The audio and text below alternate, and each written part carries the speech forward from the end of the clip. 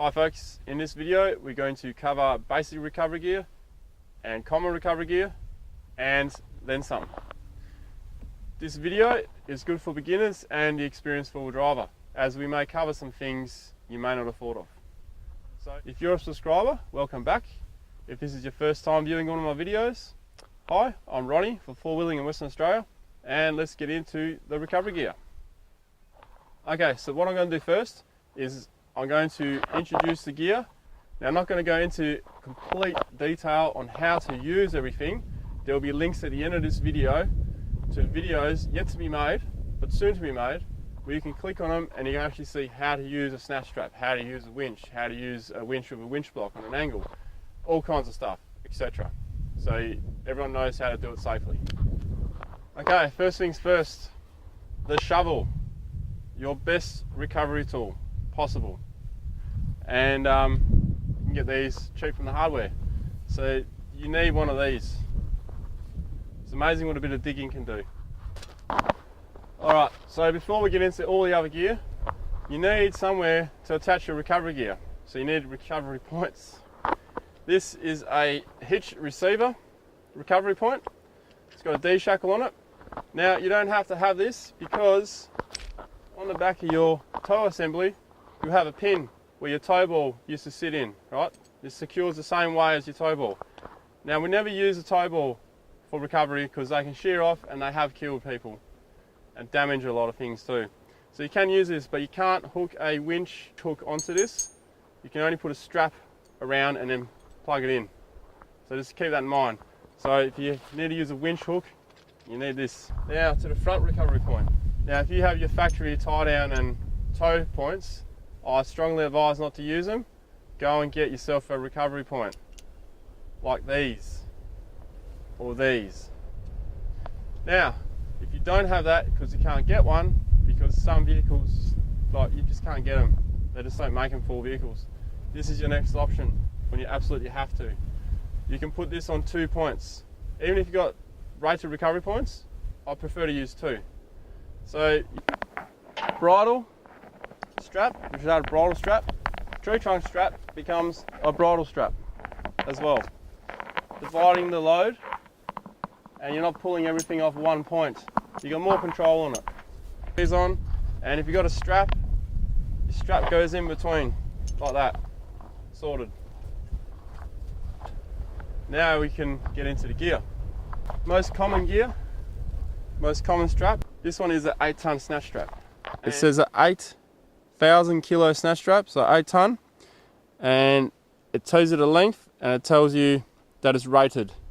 Okay, so then we have a thicker snatch strap. This is a 10-ton snatch strap, as you can see on there. Now this is for heavier vehicles. Most of the time you can get away with an 8-ton. Okay, so if you have snatch straps, you must have winch dampers. If the strap breaks, these will force it to the ground, because even these can kill when they come off. They can cause severe damage to your car as well, like massive dents when they snap, especially when they're wet as well, which is usually when they snap. Then we have the extension strap. Now these can be used with a snatch strap to extend the length that you need, but it's always best to use 2 snatch straps connected, I prefer anyway. Make sure you don't use these as a snatch strap, because these do not have kinetic energy. These are only for towing and extending what you're using. Perfect for a winch. If you have a winch, this is kind of a must thing we have to have, but we'll get to that. I have the tree trunk protector. Now, what would I need a tree trunk protector for if I've got a snatch strap? Well, you can use it as an extension strap and as a bridle. And if you use it as a bridle, some of them come with a sleeve. Now this sleeve goes over and goes where the hook goes, or whatever D-shackle you got in here, to protect this with. These are mainly used with a winch, which we'll cover in a minute. Then we have bow shackles. With bow shackles, they have ratings. So take the big one for example. Working load limit, 4.9 ton I think it says. Smaller one, working load limit, 3.25 ton. Make sure what you use is rated. Now these are to attach things. What we never do is attach two of these together. That's a big no-no. You're just adding more things that can fly around and kill people. Another useful bit of recovery gear, your jack. Out in the bush though, or on sand, you're going to need a hard surface to put it on. So an old plank works a treat. If your vehicle has a lift, you'll find that this is going to be useless most of the time. You're now going to need a high lift jack. So the high lift jack, we have a normal height high lift jack, which will suit most vehicles. Most vehicles up to 3-inch lifts, possibly even a 4-inch lift. However, if you have a tray back, even with a 2-inch lift, these are useless for the back. They're too short. Therefore, you need this big bastard here. There's a high lift jack. So these are higher. So now you have a fighting chance to lift the rear up. You can see how much higher it is, and you'll be surprised that even though it's only a little bit higher, that there is quite a height difference when you go to jack the vehicle. Okay, next we have the exhaust jack. I'm not going to go into too much detail about it, but you get mats to put in between the ground and your vehicle or your chassis, so you don't puncture the bag. You get a hose for your exhaust, and that's the bag itself, that's the bottom. These are also really good. I've used a few in a few situations in the past, and you'll find that these can get in some places where other jacks can't. Maxtrax or any other recovery boards, treads and all kinds of other ones, there's heaps out there. Great for self-recovery. Okay, winches. With winches you have 9,500 pound winches, and you got 1,200 pound winches. Now you roughly divide that by half, that's the kilo capacity they can do. You got rope and you got cable. I prefer rope. Cable snaps, it will cut you in half if you're in the wrong spot. You shouldn't be in the wrong spot anyway.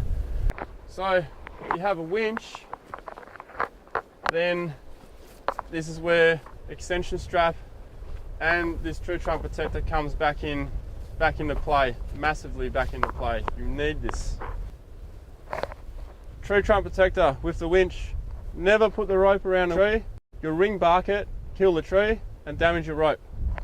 That's why we use these. It's nice and gentle on the tree. And even if there's no tree in play, your winch rope is just too short, well, extension strap, a short extension strap. Perfect for when the long extension strap is too long, and believe me, that happens quite a bit. Now, winch blocks. These are used for directional recovery. So say Harry's here, and his mate Billy's over here. There's a tree here. What you can do is this goes on the tree, like that, and the rope or wire will go in and then can go any direction over here. Also, you can use this to double up on your rope, which doubles the capacity of your winch and brings the speed down on the recovery. For gloves, especially when you're talking about mud, you're getting out to help your mate out, you hop back in your car to pull them out, you don't want your muddy hands all over your steering wheel. Gloves, protect your hands as well. Now, what have I got here? This is stuff that you wouldn't normally think of. Now, you can get drag chains, and I do apologise, I should have brought my drag chain out for this video. However, what I do have here is some slings. These are some slings that have been discarded. Now, I've checked them all, they're all fine. They're rated at 2 tonne each, but what I would do is, I would use these for, say, I'm pulling a log out of the way, I'll double up or triple up on these, wrap it around the log, and I'll drag it away with the winch or with the back of the vehicle. That way I'm not ruining my tree trunk protector or any of my other gear. This is just some cheap straps. You put enough on there to make sure that you are within the load limit, you'll be fine. Here's another example of a sling. You can do the same thing with. Now, if the sling's long enough and rated at the right thing, you can even use that as a bridle too. So it's another cost saving for you. Now that's pretty much everything covered. You've noticed that a lot of this stuff looks brand new, that's because it is. Obviously, like, we're kind enough to donate some gear to us. Most places do bags for recovery gear, and you can also make your own bag up, which is not a bad idea as well. And you tend to find that a lot of these bags for recovery gear, they're kind of too small, too tight. Once you've unraveled something, it never fits in, as you know, with you know, sleeping bags and tents and stuff. Handy tip, I always keep these heavy duty garbage bags with me, because when this stuff gets all muddy, you don't want it in your car, right? So stick it in a bag, clean it when you get home. This is some of my old gear. I've had this for ages, and you look after your gear, it lasts forever. So, you know, clean your gear. Just another thing we're going to cover, WLL, which is here, working load limit, or you'll see SWL, safe working load. Now, this will be on rated recovery gear. If you do not have this, do not use it, because you don't know what it can take. Now, safe working load and working load limit doesn't necessarily mean that's the braking limit. The minimum braking limit on these is usually 4 to 5 times of what it's stated here.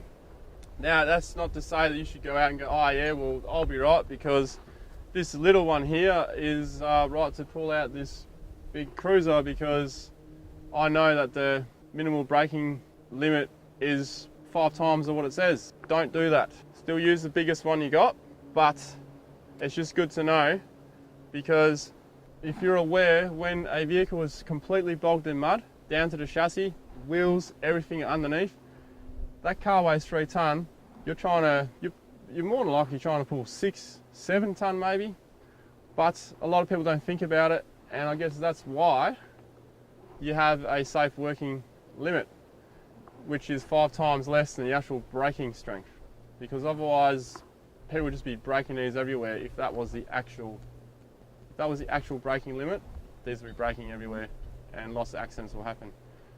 So just something to be aware of.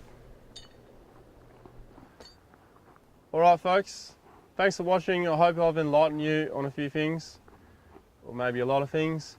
Now, that is a lot of gear. It is overwhelming if you're a beginner. I'm just simply stating what there is available. Now, if you don't have a winch, you don't need a lot of this gear. Okay, so don't worry too much.